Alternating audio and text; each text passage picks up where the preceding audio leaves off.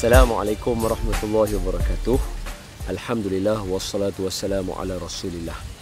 Syukur pada Allah Ta'ala, Allah bagi peluang untuk saya. Kalau hari tu saya tunjuk kat tuan-tuan ada beberapa benda kan.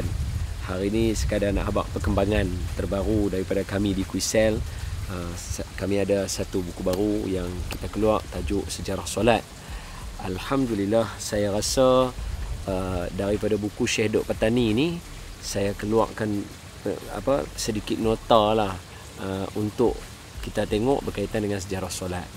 Mudah-mudahan ada manfaat pada masyarakat. Saya mendoakan sekiranya ada salah silap dalam buku ni, Allah ampunkan dosa saya, dan sekiranya dia ada manfaat kepada semua orang, disebarluaskan buku ini, Sejarah Solat. Wallahu ta'ala.